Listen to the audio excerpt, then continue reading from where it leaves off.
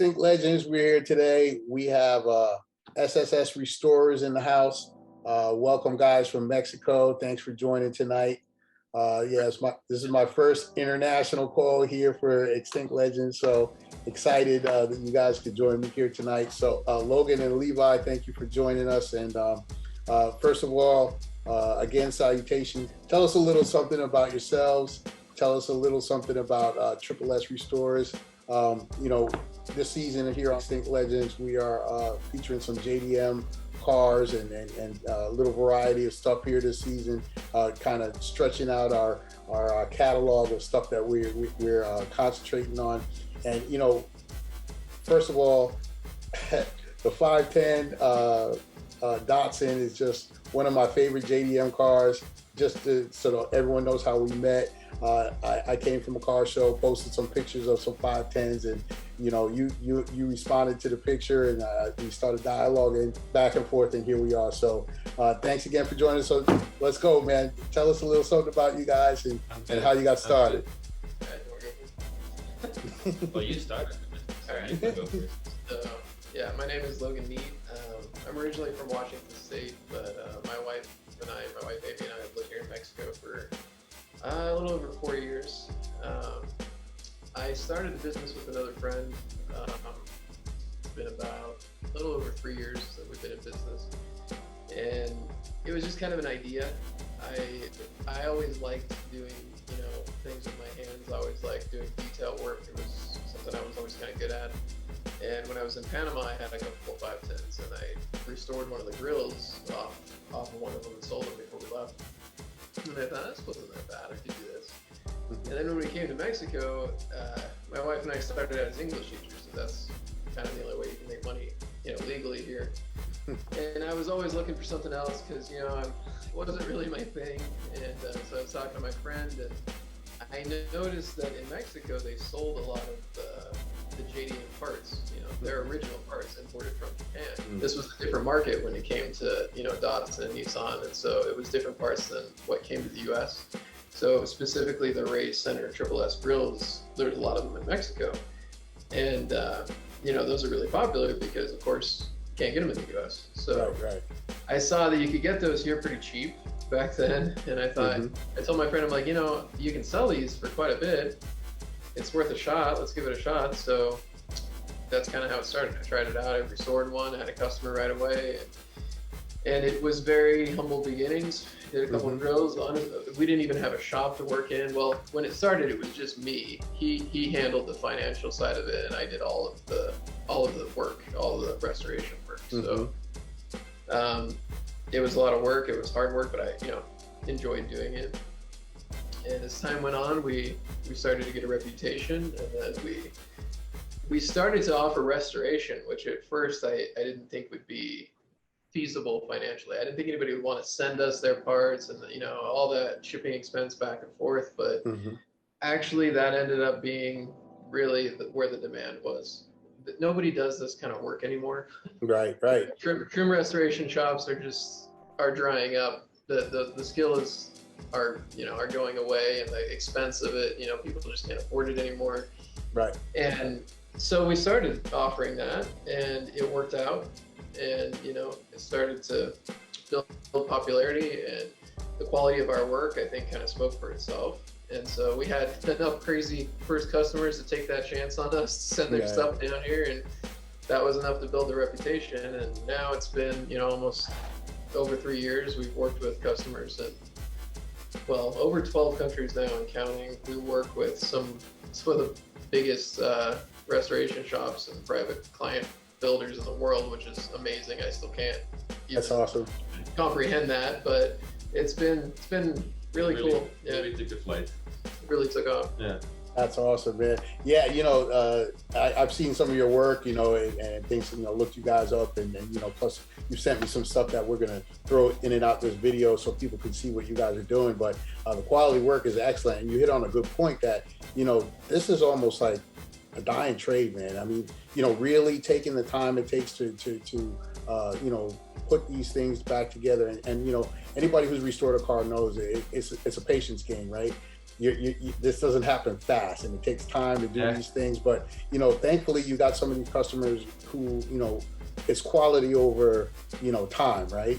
They don't mind spending the time because the quality is there, and the more and more you look at stuff, things are getting 3D printed and all kinds of stuff like that. Like you say, the skill set's going away. So the fact that you're really doing this labor and putting in this work, I was very fascinated. And now a little something about the 510. The SSS model didn't really come to North America. So, you talk about, you're doing stuff in like 12 different countries right now. How did you get the word out? I mean, how did it really like build up like that? Honestly, it was completely based on word of mouth, really. I mean, we at this point, we're building a website, but up until now, we haven't even had a website. Our business has been completely Facebook and Instagram based since day one. Mm-hmm. Everything, and that has provided us with more than enough business, but it's really the community that has grown it. You get a few customers that people know, that are high-end customers. You do good work for them, they spread the word, and we've worked really hard on advertising on Facebook and Instagram, keeping our name out there pretty regularly so people don't forget about us. And but yeah, 510s, the business started with 510s. We now do pretty much everything. So we've done, in the Datsun category, we've done 510s, we've done 411s, we've done Roadster, a lot of Roadster parts now, trucks, 521, even 620. That's awesome. And then in the BMW, we started with O2s, but now we do a lot of E9 parts. We're actually, a customer sending us all of his trim off of BMW Isetta 700. Wow. So that's super cool. We've done some oddball stuff like a German Combi we did the trim on, and a lot of Honda S600, S800 parts. So it's really expanded. We've kind of stayed in the import category. But we really do everything, and that all started with just our reputation with Datsuns, really, with 510s to begin with. And like you said, it's international. 510s, it's a huge following. I mean, they've sold those cars in almost every country around the world, and everybody has the same opinion of them no matter where you go. They have like a cult following. So, yes, they do. There's people that are fans, there's a huge, client base in Australia, New Zealand, so that really helped us get our name out to different parts of the world with 510s, but yeah. And so, in our dialogue back and forth, we talked about the car scene over there in Mexico. So tell me a little something about the JDM scene in Mexico. I was surprised to hear about that. Yeah, it's different here. Where we are, we're way in the south of Mexico, so we're a little bit separated from where the real stuff is up in the north in Mexico City. But in the north, in Mexico City, in the bigger cities, Guadalajara, Guanajuato, there's a lot. Datsuns are a big deal here. They're getting to be more of a big deal. You always had the guys that were just Datsun guys, but the quality of the cars that are being built in Mexico, as far as Datsuns go, is really taken off. There's some really nice cars here. I mean, there's money in Mexico, and there's talent, and there's skill, and there's the shops that can do it. So yeah, there's a lot of really cool cars. There's so many 510s in Mexico. I think they use them as taxis at one point. So in the north they're everywhere, but yeah. That's awesome, man. That's great to see, and hopefully I can take a trip out there to Mexico and hang out with you guys and meet you guys and some of the other guys that I've met on the internet. That would definitely be something cool to do. And so tell me, as we're talking about Mexico, and you tell me the difference in the economy allows you to do what you do. And is there anything else that to kind of take that little stigma out of dealing and doing business in Mexico? I mean, you told me it was a struggle when you were first getting started. So tell me a little bit about that. Yeah, glad you brought that up, because that's now that we have a reputation, which we work really hard to build. People they don't worry too much about us, but we still, even with interviews like this, the customers we work with, the reputation we have, we still have people, and they find out it's Mexico, they're out, which just honestly bothers me because, Yeah, it's not fair. everywhere else, classic cars are an international market, especially JDM cars, because you have people, you order stuff from Japan, you get parts from Japan, you get parts from Indonesia, you get parts from all over the world for these Right. cars. But when Mexico is brought up, there's just that stigma there that I don't know what it is that people think, but we have worked hard to overcome that. And it's honestly sad because, like I mentioned to you before, Mexico used to be known for this kind of thing. Right, exactly. People have forgotten that. Right. When my dad was young and the hot rod scene was a big deal, American cars, where did they go to get their upholstery and their paint work done, to get their chrome work done? They went to Mexico. That's right. Right across the Mexico border. used to be, it had that reputation for being the best. So unfortunately, people have let their politics, their prejudices, unfortunately, get in the way. But yeah, like you mentioned, we have the clients that we do mainly because we can offer a really high level of quality at a price that you can't beat in the States. Yeah, that's awesome, and that's man. because of where we live. That's because I live here. My cost of living is really cheap, so I don't have to charge as much. That's right. So we can offer that because we're here. And people, even if they don't have anything against Mexico, they have a problem with shipping their parts internationally. I get that. But I've also told people, well, we wouldn't be in business if we lost people's parts, right? That's right. We wouldn't have a good reputation if we lost people's parts. And like in the beginning, this was like a big issue. Like we had to convince customers to send their parts to us, and we really had to work hard, talk to them for months, about it.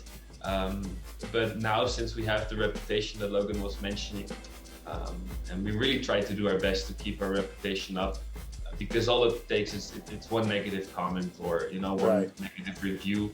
But now there's not much people can say about us, even if we are in Mexico.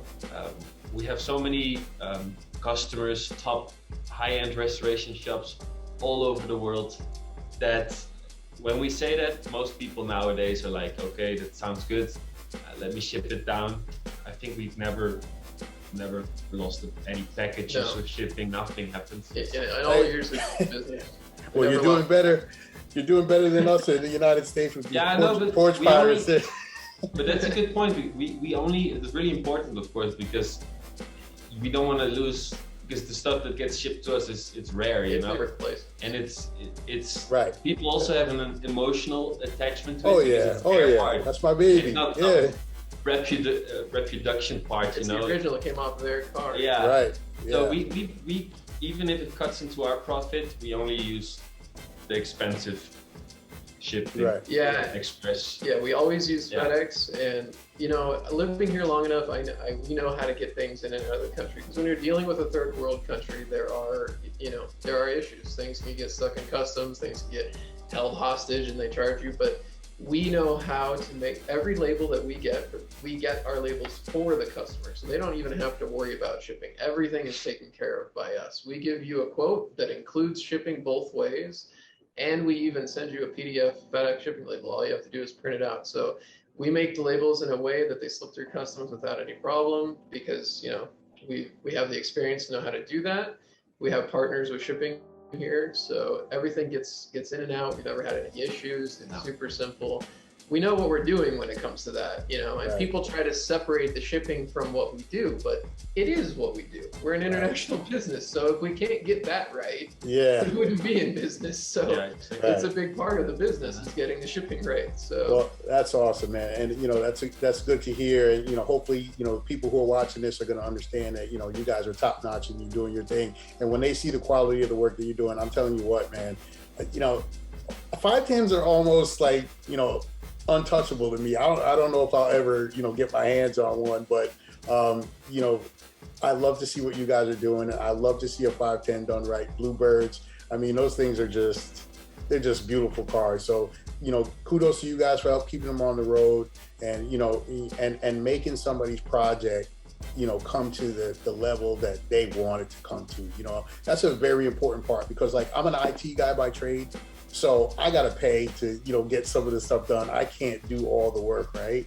And you know, when you trust and you outsourcing your parts, like you said, your original stuff to other people, you know, you're hoping it comes back right, or you're very picky on who you send your stuff to and who's going to be, you know, putting the work on your car. So I just can hear it in your guys' voice, the passion that you have, and you know, your reputation precedes you. So, you know, I definitely, when I came across you guys, I wanted to big you up and let people know what you guys are doing. I'm like, yo, these guys are doing amazing work. And when you tell me the humble beginnings you guys come from, man, and you know, it's just you two guys doing your thing, you know, props to you. I was like, more people need to know about these guys. So, you know, we're definitely gonna have your contact information and everything, you know, posted throughout this video, and also, you know, in the description of the video and stuff like that. And we're definitely going to be bigging you up, and we're already in the works of trying to do an on-site visit over there to you guys and take in some of that JDM scene down there in Mexico. So hopefully we can make that happen in 2022.